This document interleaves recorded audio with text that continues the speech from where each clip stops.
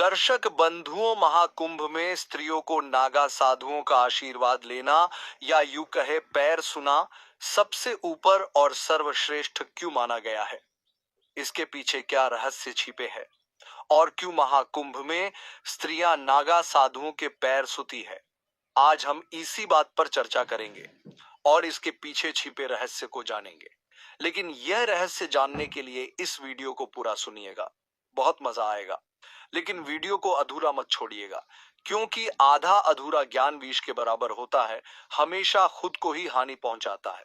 Video को पूरा सुनिएगा, 100% आपको लाभ मिलेगा और मिलेगा आपको भी धनवान बनने का आशीर्वाद। तो चलिए शुरू करते हैं इस रहस्यमय वीडियो को। भारत की सनातन परंपरा में संतों, महात्माओं और विशेष रूप से नागा साधुओं के चरण स्पर्श करने की परंपरा अनादिकाल से चली आ रही है। यह केवल श्रद्धा और भक्ति का विषय नहीं है, बल्कि इसके पीछे एक गहन आध्यात्मिक, ऊर्जात्मक और तांत्रिक रहस्य छिपा हुआ है। यह परंपरा एक ऐसी अदृश्य डोर से बंधी हुई है जो साधक और श्रद्धालु के बीच ऊर्जा के आदान प्रदान का माध्यम बनती है। नागा साधु न केवल धर्म और सनातन संस्कृति के संरक्षक होते हैं, बल्कि वे ऊर्जा और चेतना के उच्चतम स्तर पर स्थापित जीवित स्तंभ भी होते हैं। वे कठिन तपस्या, अघोर साधना, हठ योग, कुंडलिनी जागरण और विविध तांत्रिक प्रक्रियाओं से अपनी आध्यात्मिक ऊर्जा को जागृत करते हैं। उनके शरीर और चेतना में प्रबल ऊर्जा का संचार होता रहता है, जिसे आम व्यक्ति साधारण आंखों से नहीं देख सकता, लेकिन उसका अनुभव अवश्य कर सकता है। जब कोई श्रद्धालु उनके चरण स्पर्श करता है, तो वह केवल एक धार्मिक अनुष्ठान नहीं कर रहा होता, बल्कि एक गूढ़ आध्यात्मिक प्रक्रिया में सम्मिलित हो रहा होता है। यह एक तरह से ऊर्जा के हस्तांतरण की प्रक्रिया होती है, जिसे विज्ञान की भाषा में बायो इलेक्ट्रोमैग्नेटिक फील्ड ट्रांसफर कहा जा सकता है। नागा साधु की ऊर्जा, उनकी साधना की शक्ति और उनका आध्यात्मिक तेज श्रद्धालु को एक विशेष ऊर्जात्मक प्रभाव प्रदान करता है। भारतीय संस्कृति में चरण स्पर्श को सिर्फ सम्मान और विनम्रता का प्रतीक नहीं माना गया, बल्कि इसे एक गहरी ऊर्जा प्रक्रिया से भी जोड़ा गया है। चरण स्पर्श करते समय साधक अपने शरीर को झुकाता है, जिससे उसकी मूलाधार और स्वादिष्ठान चक्र सक्रिय होते हैं। ये दोनों चक्र ऊर्जा के भंडार होते हैं और जब वे एक सिद्ध योगी या नागा साधु की ऊर्जात्मक तरंगों के संपर्क में आते हैं, तो वे स्वतः ही जागृत होने लगते हैं। नागा साधुओं के शरीर में तपस्या के कारण उत्पन्न एक विशेष प्रकार की ऊर्जा होती है, जो उनके स्पर्श मात्र से ही व्यक्ति के भीतर प्रवाहित हो सकती है। जब कोई व्यक्ति उनके चरण स्पर्श करता है, तो यह ऊर्जा प्रवाह साधक के आभा मंडल, ऑरा को प्रभावित करता है। इससे उसके भीतर न केवल मानसिक शांति आती है, बल्कि आध्यात्मिक चेतना भी जागृत होती है।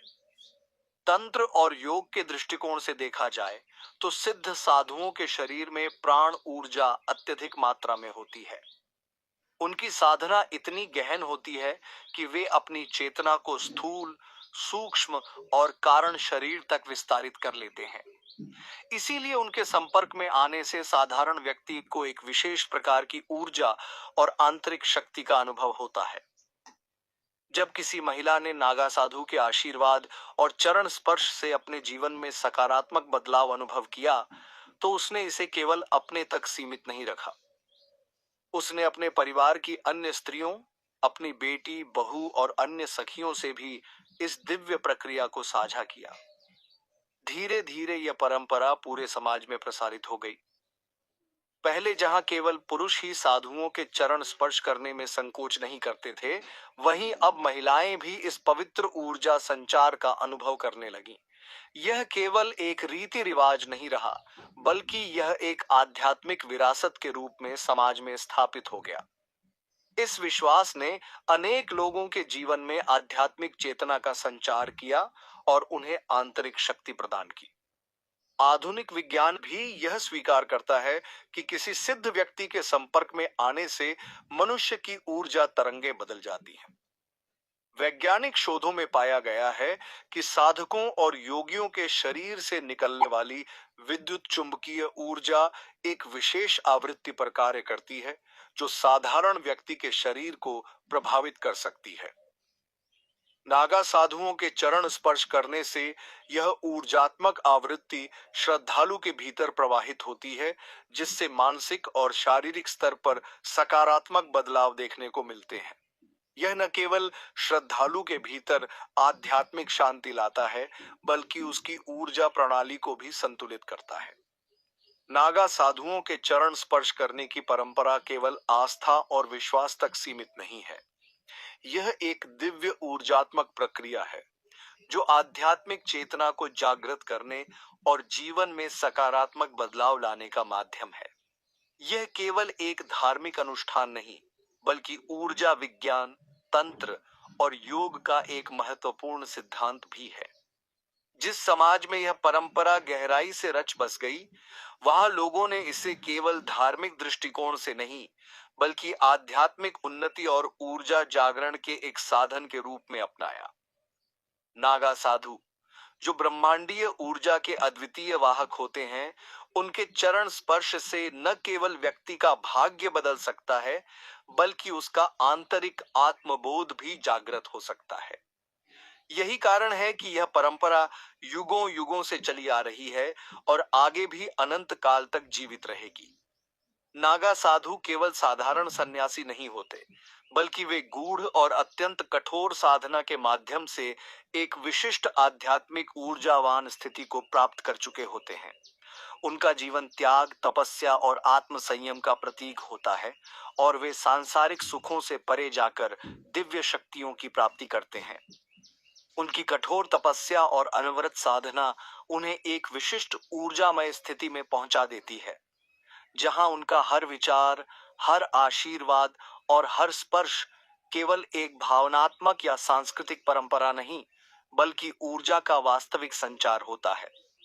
यही कारण है कि उनके आशीर्वाद को मात्र शब्दों का एक समूह नहीं, बल्कि एक गूढ़ शक्ति का प्रवाह माना जाता है, जो किसी व्यक्ति के जीवन में सकारात्मक परिवर्तन ला सकता है।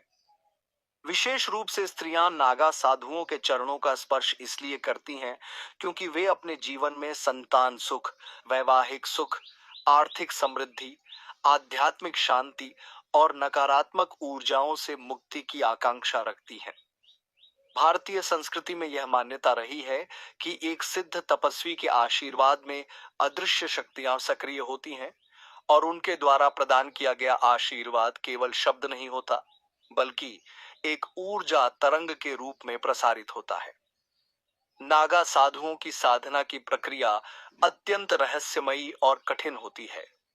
वे वर्षों तक घोर तपस्या में लीन रहते हैं, शमशानों में ध्यान करते हैं, अग्नि साधना, जल साधना, वायु साधना जैसी गूढ़ प्रक्रियाओं से स्वयं को सिद्ध करते हैं और स्वयं को शरीर तथा भौतिक इच्छाओं से परे ले जाते हैं। इस प्रक्रिया के दौरान वे ब्रह्मांडीय ऊर्जाओं को आत्मसात करते हैं और उनके भीतर एक दिव्य शक्ति का जागरण होता है। मेले में इस परंपरा का विशेष महत्व इसलिए भी होता है क्योंकि इस दौरान ब्रह्मांडीय ऊर्जा अपने चरम पर होती है। ऐसा माना जाता है कि कुंभ के समय ग्रहों की विशेष स्थिति, नक्षत्रों की चाल और ब्रह्मांड की ऊर्जाओं का प्रवाह पृथ्वी के कुछ विशिष्ट स्थानों पर एकत्र होता है और उन स्थानों पर साधना करने वाले योगियों, तपस्वियों और नागा साधुओं की सिद्धियां स्वतः जागृत हो जाती हैं। इस दौरान जब नागा साधु किसी को आशीर्वाद देते हैं, तो वह केवल उनका भावनात्मक उपहार नहीं होता, बल्कि उनके भीतर संचित दिव्य ऊर्जा का एक केंद्रित प्रवाह होता है, जो ग्रहों, नक्षत्रों और ब्रह्मांडीय ऊर्जाओं से प्रभावित होकर अत्यंत प्रभावशाली हो जाता है। इसलिए जब कोई स्त्री नागा साधुओं के चरण स्पर्श कर आशीर्वाद मांगती है, तो वह केवल धार्मिक आस्था का प्रदर्शन नहीं कर रही होती, बल्कि वह उस विशेष ऊर्जा प्रवाह का हिस्सा बन रही होती है जो साधु की सिद्धियों और कुंभ के दौरान सक्रिय ब्रह्मांडीय ऊर्जा के कारण और अधिक प्रभावशाली हो जाता है। ऐसी मान्यता है कि इस आशीर्वाद से स्त्रियों को संतान सुख की प्राप्ति होती है, विवाह में आने वाली बाधाएं समाप्त होती हैं, उनके परिवार में सुख समृद्धि आती है और यदि उन पर किसी प्रकार की नकारात्मक शक्ति या ग्रह बाधा प्रभावी हो रही होती है तो वह भी समाप्त हो जाती है। यही कारण है कि कुंभ मेले के दौरान नागा साधुओं के दर्शन और उनके आशीर्वाद को विशेष महत्व दिया जाता है और श्रद्धालु विशेष रूप से इस अवसर का लाभ उठाने के लिए दूर दूर से कुंभ मेले में एकत्रित होते हैं। नागा साधुओं का जीवन केवल एक साधारण संन्यास नहीं बल्कि ऊर्जा और सिद्धियों की गूढ़ साधना का चरमोत्कर्ष होता है। वे केवल शरीर से नहीं बल्कि अपने संकल्प और तप से सिद्ध होते हैं। उनके आशीर्वाद में केवल भावनाएं नहीं बल्कि वह दिव्यता समाहित होती है जो संचित ब्रह्मांडीय ऊर्जा के प्रवाह से संचालित होती है। इसलिए कुंभ मेले में जब कोई व्यक्ति नागा साधुओं के पास जाकर आशीर्वाद प्राप्त करता है तो वह केवल एक धार्मिक कर्मकांड का पालन नहीं कर रहा होता बल्कि वह एक दिव्य ऊर्जामय प्रक्रिया का भाग बनता है जो उसके जीवन में गहरा और स्थायी परिवर्तन ला सकती है। जब कोई श्रद्धालु किसी नागा साधु के चरणों में नतमस्तक होता है तो यह केवल एक पारंपरिक धार्मिक क्रिया भर नहीं होती बल्कि यह एक अत्यंत गूढ़ आध्यात्मिक प्रक्रिया होती है जिसे केवल बाहरी दृष्टि से देखने वाला व्यक्ति कभी पूरी तरह नहीं समझ सकता। यह स्पर्श मात्र भौतिक शरीर का नहीं होता बल्कि यह एक ऐसी ऊर्जा तरंग से संपर्क स्थापित करने की चेष्टा होती है जो युगों युगों से तप साधना और संयम के माध्यम से संचित की गई होती है। नागा साधु जो संसार की सामान्य माया से परे त्याग और ब्रह्मचर्य के मार्ग पर चलते हैं वे केवल साधारण मानव नहीं होते बल्कि वे चलती फिरती ऊर्जा केंद्र होते हैं। उनके शरीर पर भस्म की परत केवल राख नहीं होती बल्कि एक आध्यात्मिक कवच होती है जो उन्हें सांसारिक प्रभावों से मुक्त रखती है। उनकी साधना इतनी गहन होती है कि वे अपने भीतर की ऊर्जा को जागृत कर उसे नियंत्रित करना सीख जाते हैं। जब कोई व्यक्ति उनके चरणों में शीश झुकाता है तो यह केवल विनम्रता का प्रदर्शन नहीं होता बल्कि यह एक प्रकार से स्वयं को उस दिव्य ऊर्जा के प्रवाह में समर्पित करने की प्रक्रिया होती है।